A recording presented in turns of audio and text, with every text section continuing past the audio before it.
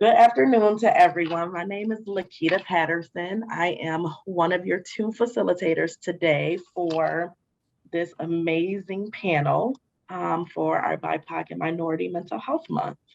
I am assistant outpatient lead here at Summit Point, and I've been here close to 9 years now. So I've worked through case management, have done some crisis work, and just happy to be here and representing for the BIPOC and Minority Mental Health Month awareness. So as you all know, Governor Whitmer has proclaimed July as the People of Color Mental Health Awareness Month in an effort to understand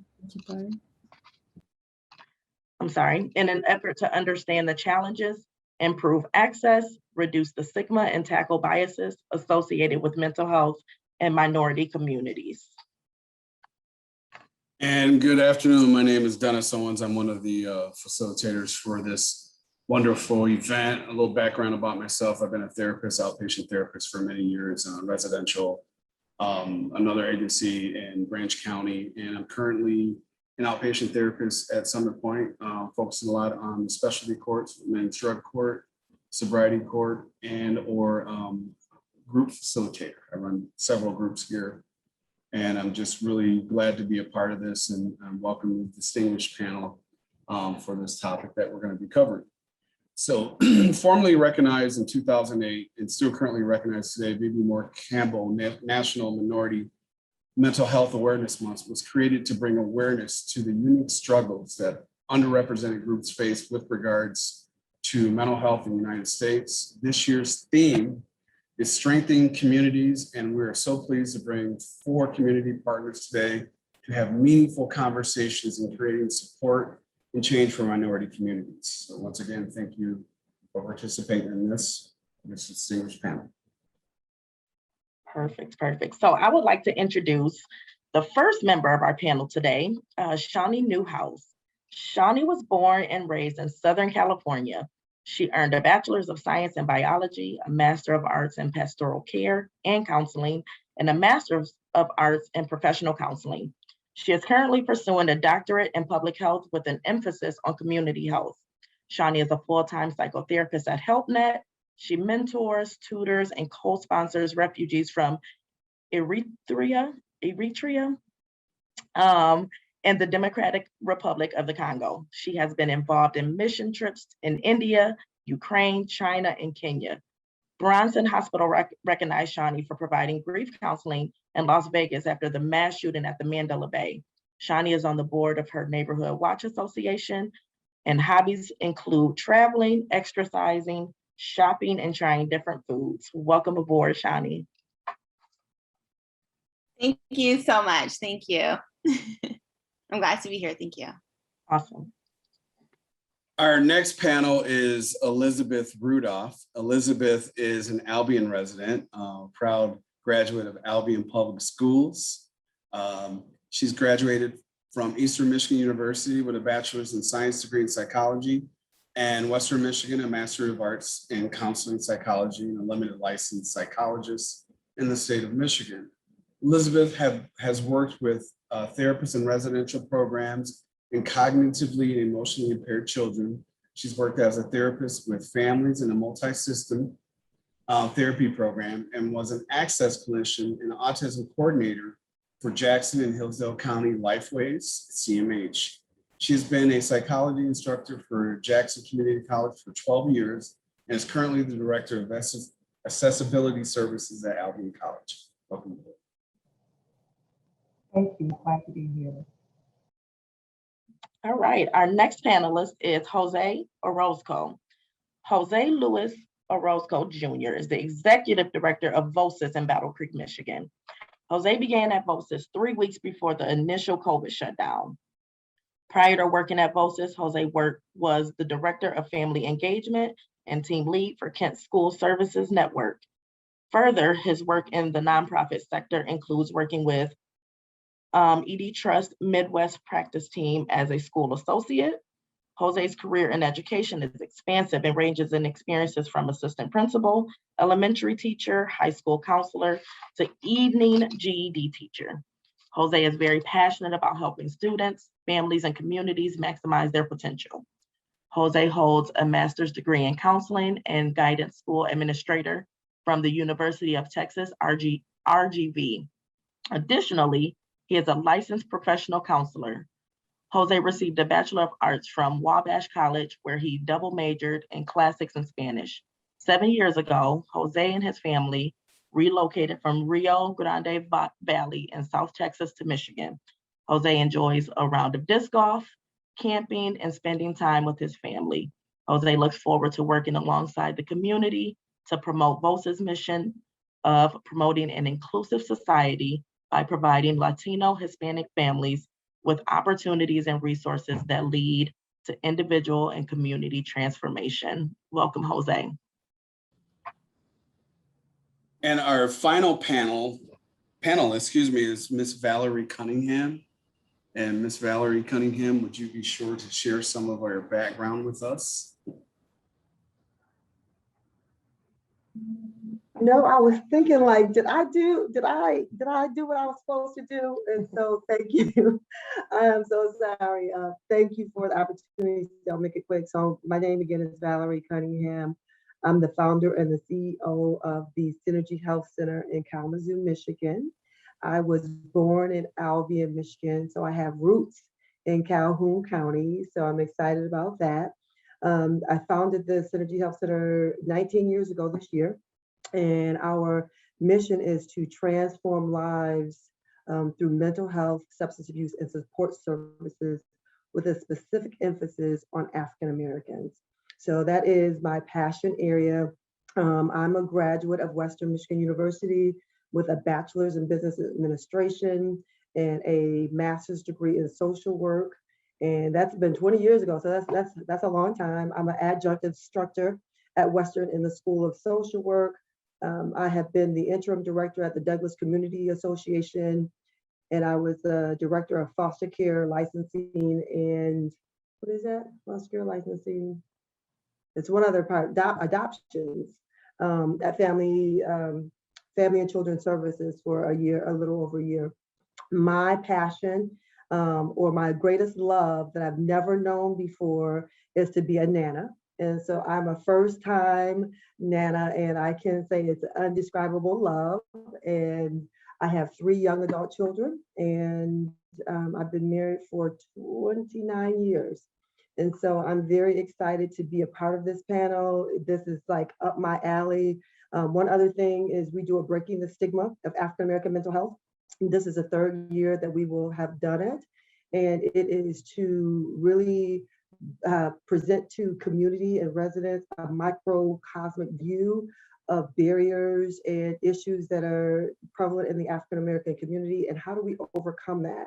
And Shoni, I'm thankful for her. She presented last year. It'll be again this year in October on the 14th and 15th. It's virtual, and so look forward to having that. I know I said one last thing, but one more last thing. We're doing a Breaking the Stigma for adolescents. So we're recruiting adolescents that are Black and Brown to do Mind Health Matters. And this is really teaching them mental health, mindfulness, and yoga techniques. Okay, that's it. Awesome. Okay, Daria, I'll go on. All right. Well, we'll go ahead and jump into the questions. I think each of you received the 4 questions that we'll be asking today. And what we'll do is kind of go round robin. I'll start with the order in which we introduced you all.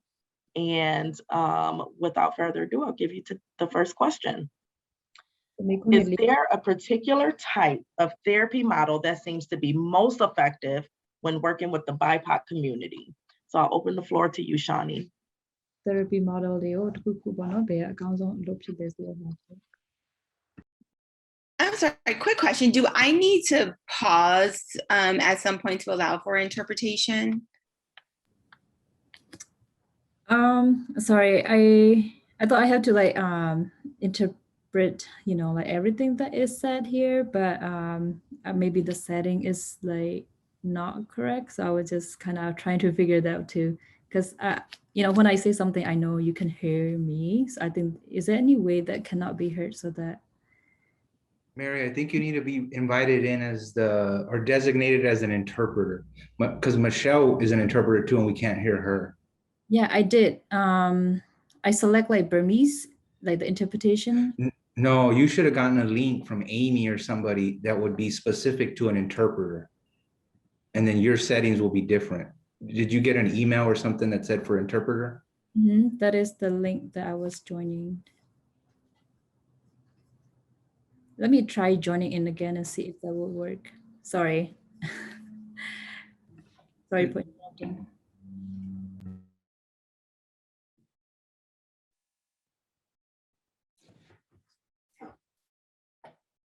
I think we can all anticipate some issue with the technology, and thank you guys for being patient and working with us. Thank you, Dennis. We'll allow for a few minutes for Mary to rejoin.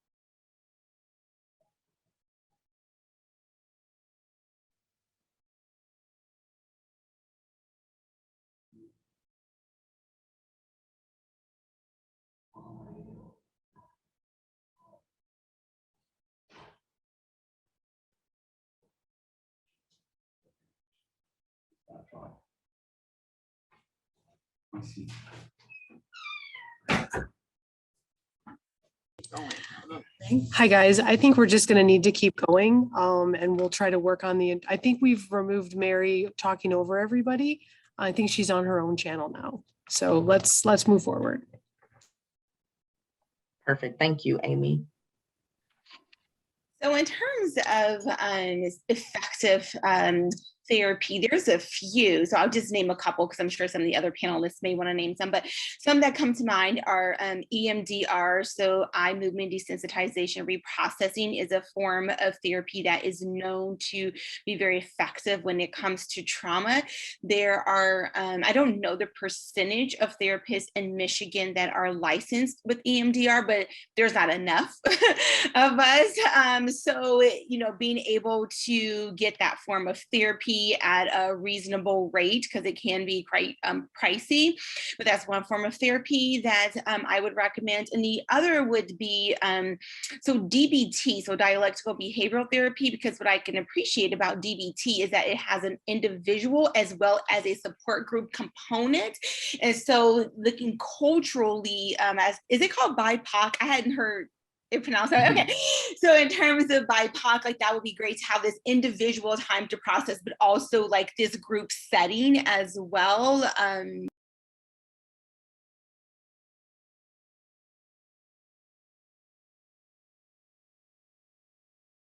Thank you so much. We'll move to Elizabeth. My background is primarily in behavioral therapies. And so one of the things I like about behavioral therapies is that people who are kind of hesitant about therapy, which a lot of people of color can be sometimes maybe hesitant, you're able to give something, or they're able to carry out changes that they can see that can happen pretty rapidly, especially if you start with something small and they can be successful at it. It gives them some self-efficacy. So I do like that, behavioral therapies, but also here at Albany College, I would want to say that something that I was not as familiar with, and we've just been doing it in our departments, is not necessarily therapy, but just the affinity caucusing. So even just being able to talk with other people who are experiencing the same thing as you are in a group setting can be healing. I found out that my coworkers were going through the exact same thing I was, and I had no clue. And so sometimes I think as people of color, we start to feel isolated, even when there are others around us that are also people of color. So even just starting having groups in that affinity, especially affinity groups, and our white coworkers, they're doing their work and we're doing our work, but our work is more healing. So even that has been, I found very effective even for myself. Thank you so much, Elizabeth. We'll move to Jose. Hi, I think for me, that's a tough question because if we're looking for a certain kind of therapy for the BIPOC community, it's going to be most effective. That's going to be tough because I don't think there's one particular model that's going to be a fit all, or it's going to fit all for, especially for the Latinx community. The Latinx community is not a monolith, and one type of therapy can't be applied to all. So the Latinx community is comprised of different individuals from all over the world, and we tend to be grouped together because of our skin color or by the fact that we do not speak English. As therapists, it's going to be important to do a thorough intake, and it's going to be especially important to pay close attention to the cultural piece and see how that plays a role in the client's lives. As therapists, we're going to need to be well versed on tried and true methodologies, but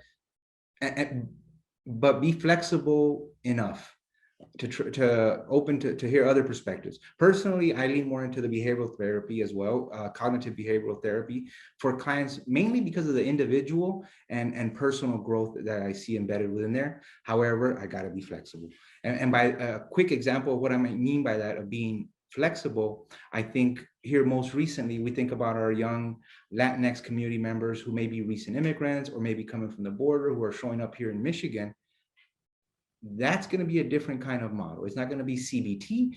I feel it's going to be more specific, the trauma-focused cognitive behavioral therapy. After that, after working through the trauma, I think we can maybe move back into the traditional CBT, but initially we're going to have to see what we're going to have to work on. And I think by following that TF-CBT model, we'd be more successful. So that's what I got. Awesome. Thank you so much. I think for me, the most effective treatment modality that I've been using all this time is person-centered planning. And I think person-centered planning is real simple, but when you have BIPOC people coming to therapy for the first time, person-centered planning gives them the opportunity to choose how they want treatment to actually go. It doesn't define for them what we will do, but it really engages them in being participants of this process. So the technique that I use is CBT, but the engagement piece, the treatment modality piece that I use is person-centered planning. And so again, it's all about the collaboration between the therapist and the person so that they can get what they need, so that their values are incorporated, so that their culture is incorporated. So everything that is important to them is incorporated into treatment, and then using the approach of CBT or trauma-focused CBT to really hit those areas that they may not have thought about that we see when they get into treatment that are very important.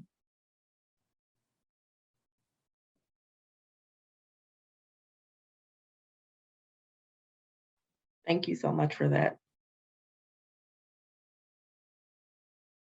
We can move to question 2. Okay, I was just waiting for a cue. That's so, this question is for the panel. It's like, are there 1 or 2 things that you would change to make behavioral services more accessible and inclusive for the Servicios más accesibles e inclusivos para nuestra comunidad de minoritarias? ¿Y usted qué piensa? If these issues are institutionalized or systematic barriers? And we'll go on the same format that we have. We'll just keep it simple, and that would be with you, Shani, please. So that's a loaded question, right? Because there's so many things, but I'm just going to focus on one. So right now we see that we have such a shortage, right, in mental health professionals as a whole, but especially those that are skilled, trained, compassionate in working with the BIPOC population. So one of the things is I think we can really work on is simplifying the process of allowing people with other licenses to be able to practice in Michigan. Okay, so that's a national change. And so Lara, our licensing board, would be primarily responsible for that and making that process simple, especially with telehealth now that, there are other states that have more therapists, Black and brown therapists that speak, that multilingual that we really could utilize in Michigan. So making that process simple and reducing some of that paperwork and red tape, and also being able to allow just some licensure changes really nationally. Thank you for that response. Elizabeth? So I think one of the things that I often see is that there are changes that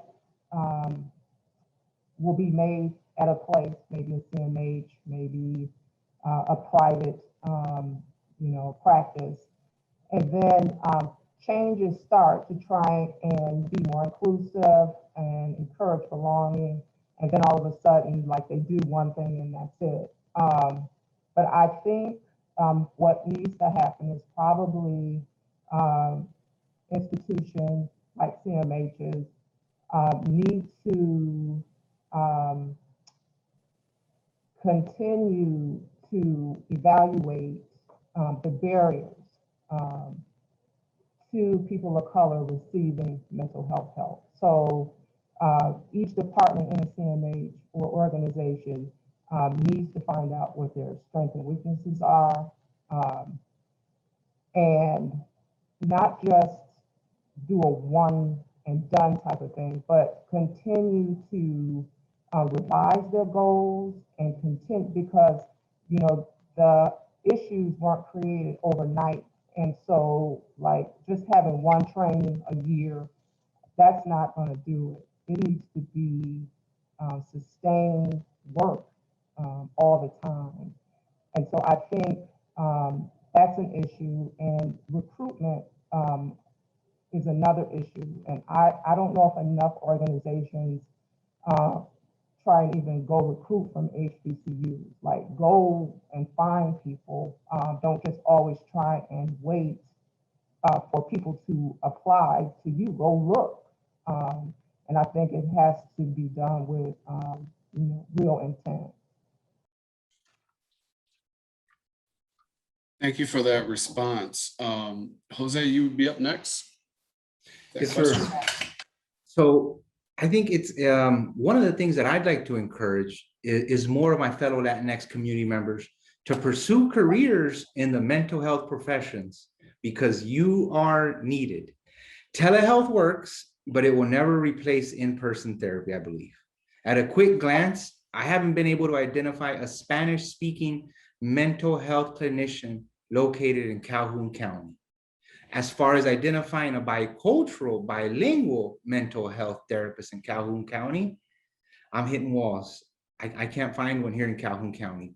Telehealth, yes, but to be in person in Calhoun County, I'm struggling. Also, another thing I think that may be something that needs to be addressed is just the cost. The cost of mental health services continue to be a barrier for our Latinx families. Some of our families that are doing okay have medical insurance, but the weekly or bi-weekly co-pays quickly add up. So it's almost like a catch-22. You're able to, it's like a catch-22 because you've got this coverage, but then you're not able to use it. So it makes it difficult for the clients to be able to stick to a treatment plan or to see that progress because of the financial barrier. It's understood that many counselors have sliding scales or work with families, but I do wonder if there's a better way to do this as far as that goes. Latinx families are already timid about coming to counseling, and now they've got that added stressor of being able to afford it. And I'm referencing the Latinx community. However, just like the way we labeled it here, right? BIPOC community, the Black, Indigenous, people of color community is what this conversation is around. I'm just a little more Latinx centric, but it really applies to the entire BIPOC community. Thank you. Thank you, Jose. I think it's okay for us to be passionate about our culture. So I'm passionate about mine, so I think you should be passionate about yours. I am thinking about systems that I've experienced just in the past couple of years, systems that will change that I think will be really helpful for BIPOC people are when we can expand our services beyond just the office spaces. And so some of the system changes that we've seen is we've been in elementary schools. Our agency has been in an elementary school for 3 years. So in order to eliminate some of the barriers to services, the kids can get services while they're in school. It eliminates parents having to take off their job, get them to an appointment. So if we can expand how we offer services to this population, that would help too. So, schools, even I encourage churches, a lot of Latinx and Black people, they're very religious. So even if our churches can have office sites in there with equipped or qualified people to provide those services, anything to break away the stigmas that are attached to going into places that they're unfamiliar or uncomfortable, to kind of take the edge off of that. So those are just some, when we think about changes and systems, if we can eliminate those barriers or those stigmas, then it makes it easier for people to engage. Another thing I think to make it inclusive, but when I think about telehealth, which I absolutely do love, but when we think about Black people or Indigenous people of color, their access to technology and things in the house, those are barriers to them. So when we think about that face-to-face, I agree with you, Jose, nothing replaces that face-to-face for people who need to have those kind of conversations. So I definitely talk to Western a lot about, of course, I'm passionate about social work. So if you're another academic background, I'm sorry that you missed out on social work. I'm teasing, okay? So I talk to Western School of Social Work quite often about Black people coming out of their program and how can we prepare a generation. So we talk about system changes. We have to now start thinking about the generations that are coming behind us and how do we now get them involved in these health and human services careers so that we can be building a workforce and not just relying on this one, but building one that will come behind us, that will be creative in how we can reach people, change systems, and create that inclusivity that we're looking for. So those are just a few thoughts. Barriers that I think are key is paperwork is barriers. How to fill out all those. I could tell you, I feel like every time somebody comes to the office, they're filling out a whole book. But if we can find simplistic ways of getting the information that we need without having to take them through all of this paperwork pieces, I think those are barriers, especially if there's challenges in literacy, understanding another language, those kinds of things. Jose, we have a Latinx therapist. She's from Peru, and so just even that whole interpretation of her having to interpret things into English is a challenge. But understanding the challenges that come along with serving the population would help eliminate some of the barriers. So. Thank you for your responses. They're all great responses. Ms. Lakita? All right, we'll move into question number 3 here. How can our community support one another and individuals with behavioral health needs? What have you observed and would affirm as good community mental health practices in the BIPOC minority community? I know that's a loaded question as well. Yes, it is. So that's why I'm so thankful for all these panel of experts, right? And their experience. So an aspect to really consider and to think about is leadership. So when it comes to leadership, when I look at where I work at, which is the EAP, an employee help net employee assistance program, we see a lot of employees that are coming in because of things that they're experiencing in the workplace. right? And specifically, things that they're experiencing from managers or, leadership in terms of racism. And so being able to start at that level in terms of making sure that leaders have taken the IDI, which is the intercultural development inventory, and working with those leaders. In addition to that, making sure that leaders have a level of competency when it comes to the BIPOC population, because if they don't have that level of competency, then they are hurting and they're not contributing to the community. And so really looking at it from that level, in addition to that, making sure that those leaders are aware of the resources in the community. So if they have someone coming to them in the BIPOC population, they can say, for example, here's our EAP, these are the services that are provided. And for those leaders to also make sure that when you're choosing a EAP, for example, that they are not just looking at costs, but they're looking at the quality of what they can provide. So if you can't provide quality therapists that are trauma-informed, trauma-trained, that work with the BIPOC population, that have therapists that, are multilingual, then what's the point? Right? And why are we utilizing you just because we're able to afford you if you're not able to pour into our community? So really, again, thinking about the leadership and employment aspects of mental health. So. Johnny, real quick, can you give us the definition of the IDI again, please? Yeah, it's intercultural development inventory, the IDI. Yeah. Thank you. Thank you. Thank you. Miss Elizabeth? Can she put that in the chat? Can you type that in the chat so we all can see it? Yes, I'll do that right now. Yes. Thank you. Okay, so as far as supporting one another, I think one of the biggest issues is just discussion as a whole, just everyday discussion about mental health. So we hear like on the news, I know with my sons who are grown, something may be said about Kanye West, or, we have Shakara Richards, who use substances because of grief. And instead of just saying, oh, Kanye's crazy, or if you hear people saying that type of thing, right? Or, boy, was that a dumb thing she did. Really having meaningful discussions around topics that maybe young people or anybody, can maybe identify with, or is in your face right now. So that's one thing. The other thing that I see, and I'm going to come from an educational standpoint here, since I work at a college.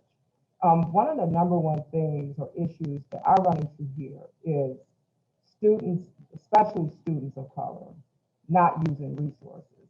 And my parents grew up in the Jim Crow South, so they brought a lot of that baggage with them. So one of the things they would tell us is, don't go trying to get freebies or handouts, because they already think that Black people, they just want something for free, right? So when I talk to my white coworkers, they say, we were told to gobble up everything we can find, right? So when students get here and minority students are here, they will have mental health diagnosis that is causing them to not be able to maybe perform as they would. But they won't come in here and ask for services. And it happens a lot. It's not until I just kind of run into somebody and talking to them that they'll say, you know what, I have this, or I'm dealing with this. So I think we have to have a lot of discussions around mental health all the time. And we have to encourage discussion. Another example I just want to say quickly is, and where it's the same way, is when I did MST therapy, which is multi-systemic therapy, a lot of times it's with juvenile delinquents or people in the juvenile justice system, children, but the therapy is mostly done with the parents, right? So I hardly had ever any people of color. So I asked the probation officer, like, what is going on? Like, are you guys not diverting people of color, kind of? What's going on there? And she told me, I often try and get people of color through, but once they hear therapy and that's the choice, they know, right? So the child then is going to go to juvenile, and a juvenile home instead of parent doing therapy, with a therapist because there's that much stigma around it. So I think that we just have to have more discussion all the time. I hear people all day talking about their medical problems. Oh, backache, this, that, but not mental health. So that's a huge. Thank you so much for that. You bring up such great points in how we just have to normalize mental health in the community in general to make it a normal part of life every day. I'll go ahead and tag you in now, Jose. Okay, I real quick on what Shoni lifted up, I think that piece is important, especially here in West Michigan. Oftentimes, we're the only employee of color in an organization, and that's tough. That's tough to be the sole torchbearer, to be the one that's usually going to get generalized to represent all. So I feel it's a fine balance between having your voice heard or not sometimes, and not getting in trouble, because you also got to keep a job. So I think that's something that probably warrants some further research, but in the interest of time, I'm going to go on ahead and answer the question. As far as what our community can do, I think the Latinx community needs to continue being proactive in seeking out mental health resources. The families often have a strong sense of cultural pride that leads to stigmatizing mental health conditions. Sometimes families are told to toughen up or to just get over it. Family members are told to toughen up or get over it. In our culture, it's about survival, but there needs to be some shifting going on. It's important for our community to recognize that mental health therapy shouldn't be looked down upon. I believe that if somebody is seeking out treatment, then they should be supported and encouraged instead of being embarrassed in some instances about going to see a therapist or admitting that they're in working a plan. And just a quick observation, I think of counseling and working with parents and remembering how beneficial it is to parents, and then seeing how that trickles down to the kids and how beneficial it is to the family as a whole, I think is something that we need to push more in our community, because the successes of some of those families, oftentimes we don't highlight, because then they're going to have to admit that they were in therapy because of that stigma. But that's okay. I think we have to almost lead by example. Some of us adults, we've got to model that what we're doing is okay. And I also believe that we need to do more of this, more of what we're doing right now. We shouldn't have be limited to 1 month. It needs to be an ongoing idea around mental health supports, and until hopefully someday it will be normalized. And excuse the lawnmower outside, we're doing it live.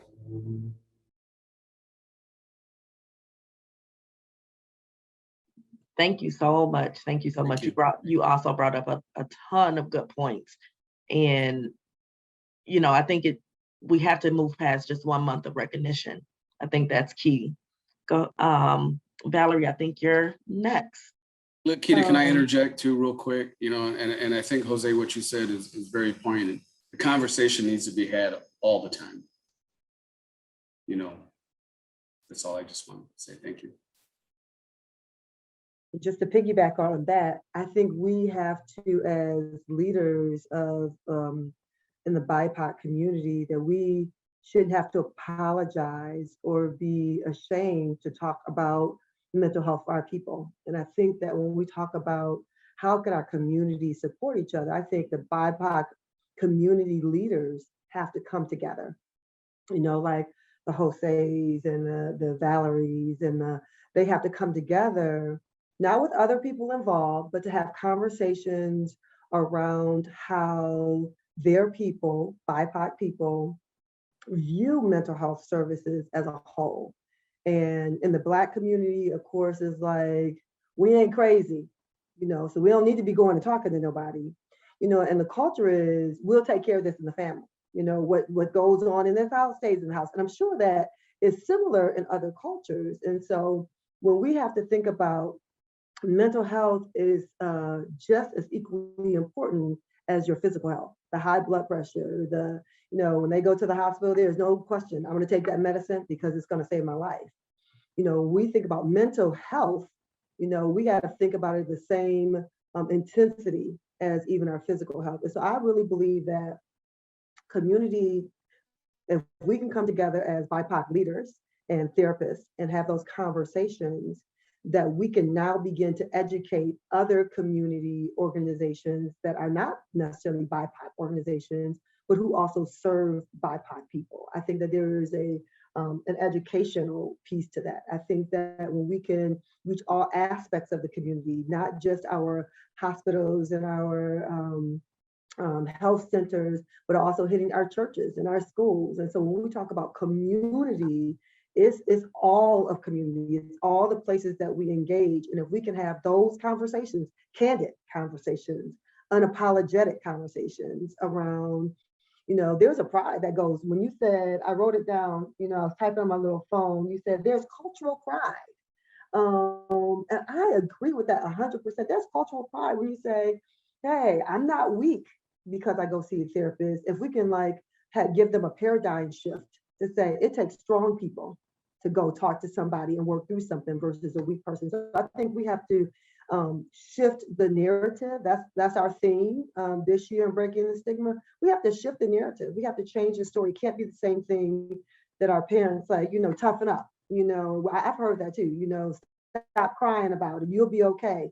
I think we need to really educate community on the culture. And that's where some things are missing. And I think if we can come together and have those conversations, and we as a people of Black and Brown people can provide the education, then we can see some changes that take place because it's coming from an authentic place, not just I read it in a book, I heard about it on no, it's coming from the horse's mouth. And so I think breaking the stigmas around it is really important. And I just got to go back to it. That's why we do every year that Breaking the Stigma is so we can just tear down those walls. And we have to even start with our kids.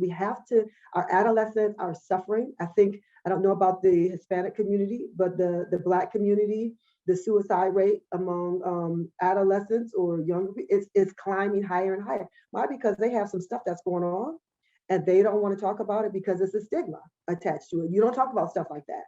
And so I think we have to go back to the stigmas, the shame, and all of those things that are associated with getting mental health. And we do have to normalize it, that it is like going to your annual checkup and getting a checkup. You got to check up your mind because your mind, after COVID, everybody's minds ain't right.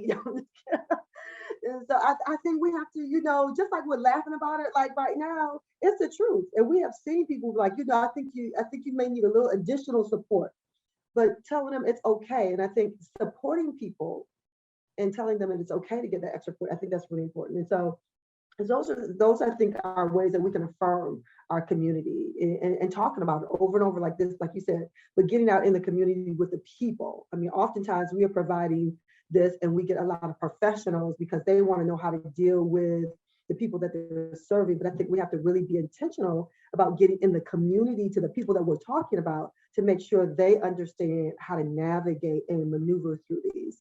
So, yeah, I can keep talking, so I'm gonna stop. That was awesome. I just want to add one thing real quick. I think it just brings out how open we have to be, how flexible we have to be. I think we get wrapped into the thought of it's always been done this way. It's always been this way. Nothing's going to change, but nothing will change until we change it. So everything that each one of you has said thus far really brings up the point of how, as leaders in the mental health community in general, the BIPOC community, if we come together and we start to shift that narrative, others will start to follow. and be the example. I just wanted to say, Ms. Val, I was an attendee at Breaking the Stigma, and I really enjoyed that training. It's awesome. Are we ready to move on to question 4? We are. Okay, question number 4 to the panel. Are there specific behavioral resources, books, websites, apps, etc., that you recommend for the BIPOC minority community? So what I'm recommending hasn't been created. So you know how we call 211, right? You get Griffin's Place, you get some support. Like, why don't we have a hub for the BIPOC community so that they know that they are going to get someone that is trained, that they can connect with, to where essentially it's like them calling their auntie. Right?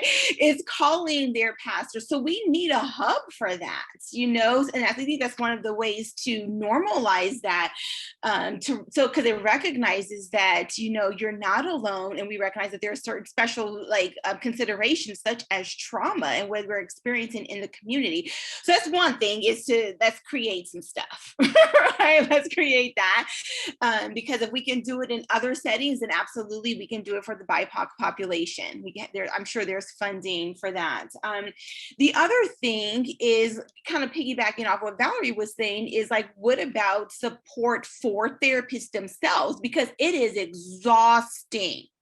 It is exhausting, right? It's like this beautiful, painful work that we are doing, and we need to support. We need that support, right? We need to make sure that we're keeping ourselves accountable, that we are having self-care days, that we are pouring into our families as well. So just support for BIPOC therapists would be another one of those. And then also really thinking about connecting to those spiritual communities, offering training to some of the elders of these communities that people are going to, being able to have them get some more skill, make sure that they have resources, we talk about, I know Valerie mentioned pastors, when we, Jesus as being a counselor. What does that mean? Let's break that stigma, and really amplifying that. So those are just some of the ones that, that I thought of. So we need to create, right? Create. Thank you, Shani. Elizabeth? I just wanted, there's so many apps and such that are available, but I wanted to just talk about 2 books. One of the books that has been helpful for me and helped me realize some things I didn't even know was going on with myself. And it's an older book, a couple years old, My Grandmother's Hands by Resma Menachem. And this is the book, he's a therapist, right? This is the book that we use in our People of Color Caucus. And what I like about it is just that it gives exercises to do to help kind of be able to get you to a calmer state, because we all kind of know those feelings you can get when something triggers you, and that autonomic arousal you all of a sudden feel, and it's trauma most of the time. And another book I like is Soothe Your Nerves by Dr. Angela Neal Barnett, and the other part of that is the Black Woman's Guide to Understanding and Overcoming Anxiety, Panic, and Fear. And that just it just kind of really sheds a light on how when we were younger, we would hear things and not know it was mental health. So when somebody said, "Oh, her nerves are bad," right? That was real, anxiety. And so just those type of things. But those are two of my favorite books. Also, if you can do any caucusing, I just can't recommend it enough. And I know in Kalamazoo they have the race training. If anybody's employer is offering any type of training like that. Don't pass it up. A lot of times it's optional, but just very.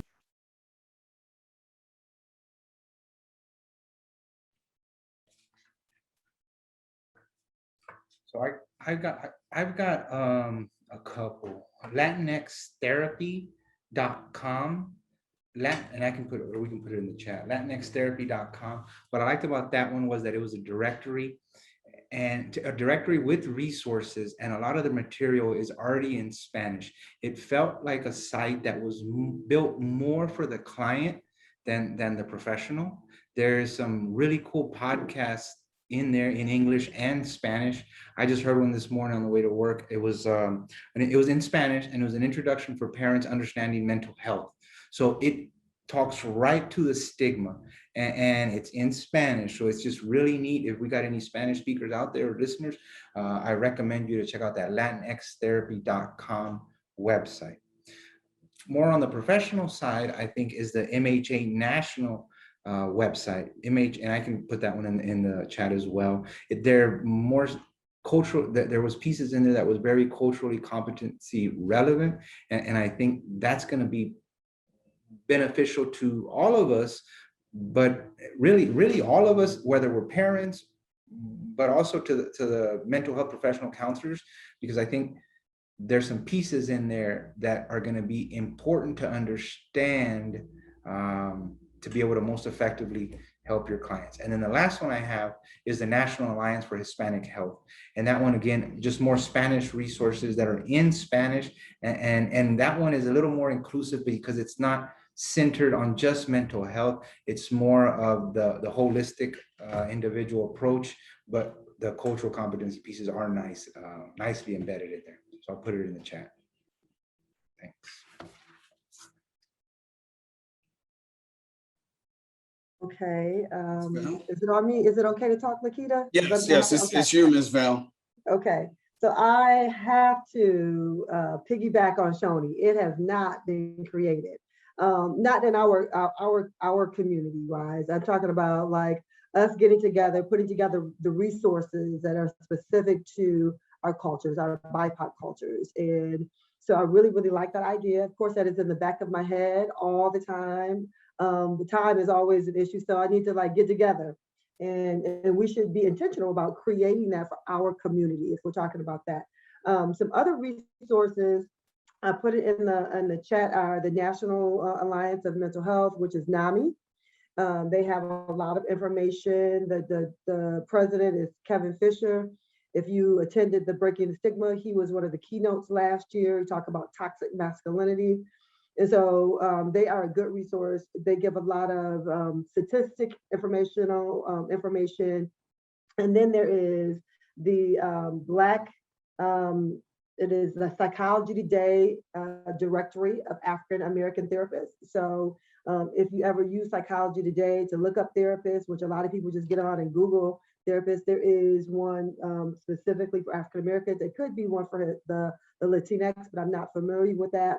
But those are just a few of the references when we're looking for clinicians in our area or counselors in our area to be able to support the mental health.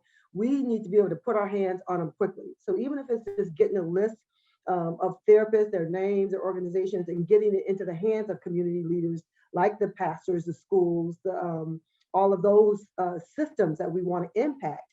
If we can get that information in their hands, I think it makes a big difference. I can tell you the kids that we served at the elementary school, it was 95%. It was 75% Black. It was another 20% Latinx, and then it's only like 5% Caucasian. And I can tell you, when those kids came in and they saw somebody that looked like them, understood their culture, and one of the little kids had been experiencing domestic violence, and we did the TFCBT process with her. And so when it was time to talk to her mom, because part of that is about sharing what your process is, she said, I can't tell my mom because I'm gonna get a whooping because I wasn't supposed to tell nobody, right? And so this is not, as a therapist, how do you maneuver this? Because a part of the kid's healing process is for you to have that conversation with the parent. So we had to backtrack and say, well, let's talk to the principal. No, I can't tell the principal because the principal is the one who told my mama. And so when we talk about all of these cultural norms, right, we have to be able to put in position the BIPOC community that we're serving. We have to get people that look like them in front of them so that there's a trust level so that we can really do some work. And so those are some of the resources that I have. I do think we should get together, Calhoun County, Kalamazoo County, put some resources together so that we can put something tangible in the hands of people who are looking for us, but they don't know how to find us because they don't know how to Google therapist or whatever it is that they may be looking for. So I think we have to realize some of those barriers to access to technology are there as well. And so we have to find those ways to make it easy. Pastors, primary care doctors, people that they're comfortable with, we have to get it into all of those people's hands. So thank you. Thank you. I kind of have a couple of things that stand out with me with Miss Elizabeth when she said that we need to seek people out, HBCUs, and find people of color or minority people who look and sound like us and make people a little bit feel more comfortable. But I think that idea of recruitment is the number one idea. Moving on, Miss Lakita.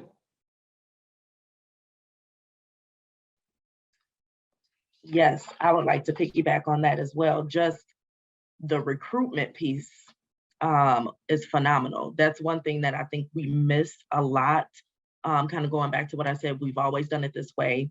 You know, when you hear therapy, you hear sitting behind the table, somebody taking notes, somebody hearing all of your problems every day, right? And they don't really care if that person doesn't look like I look. They don't know where I'm coming from. I hear that. I was a crisis worker here at Summit Point for about 2.5 years before I moved into this new position. And a lot of the times when I would see people of color in crisis, that would be the root of, I'm not going to therapy, they don't understand me. You know, the system is flawed. And how do we help shift that narrative again, you know, shift that narrative of the system being flawed and having children in schools, how important it is for them to be able to look up at somebody that looks like them, somebody to understand that, you know, they might not have got breakfast this morning. That might be why they're cranky. There's other reasons why, you know, this person might be, or this child may be behavioral and not immediately suspending kids. And, you know, that's taken away from their education standpoint. So really getting out there and meeting customers where they're at, meeting them at their homes, meeting them in the community, helping families that are in the foster care systems become better parents, providing parenting classes, all of those things that come after, you know, we get reactive, but how do we be proactive in helping support our community, support our people? How do we pull off of one another? How do we utilize you guys here? You know, do we have your contact information to say, hey, I remember Valerie spoke about this. Let me reach out to her. She might be of assistance. She may know. Like, how do we pull on one another to help each one of our customers then be successful? And I think, you know, it really comes back to networking, getting together more, making this past just 1 month. You know, we recognize February, right, as Black History Month. Here we are, July, and this has been declared BIPOC Minority Mental Health Awareness Month. Okay, so now what? We should be talking about these things every day. And so I can appreciate each one of you for bringing your level of expertise, your cultural backgrounds into the question and answer serum for this. And I just want to, you know, wrap it up in saying thank you for being willing to break that stigma, to being transparent, to talk about the things that people don't want to talk about, so then we can start to move past that stigma and normalize mental health and mental health awareness in the BIPOC community. One other plug I'll throw out there for us here at Summit Point, we have our 24-hour crisis center, our urgent care. We're located at 175 College Street here in Battle Creek. I'll put that in the chat. And our 24-hour crisis line number is open and available for anyone at any time. And it, you know, it's the starting point. It's at least somewhere where somebody can call and get a live voice, talk to someone, and be able to make those next steps.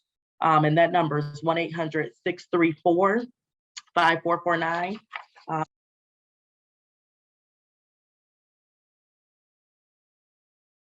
I'm gonna. Can you guys hear her? Can you hear me? Okay. Did I go mute? I'm sorry. You were on mute, you know. Could you go ahead and repeat that, Lakita, please? Yeah, don't know how far I got into that. I just With really the was thanking number. you all. Okay, yep, 1-800-634-5449 is our 24-hour crisis line number. It's in the chat. And then First Step Urgent Care here in Battle Creek. That address is 175 College Street. You know, there are so many good ideas that came out of this webinar. I do like what sticks out for me is recruitment and catching them early, and having a hub where therapists can work together, whether to address issues or to bring about change. And I like the idea of changing the narrative, you know, with regards to the aspect of BIPOC communities and getting people the help they need. You know, we cannot thank you enough for all the information that you've provided us today. Summit Point is appreciative of each of your partnerships as we work together on a shared mission to improve our behavioral health and care services for everyone in Calhoun County. We'd also like to extend thanks to everyone who was able to join us today. Upon conclusion of this webinar, please share and encourage others to listen to this valuable information. Once again, thank you from us. This has been great. I look forward to more conversations and meeting the panel in person as well. Thank you all for hosting. Thank you. Thank you all Thank again.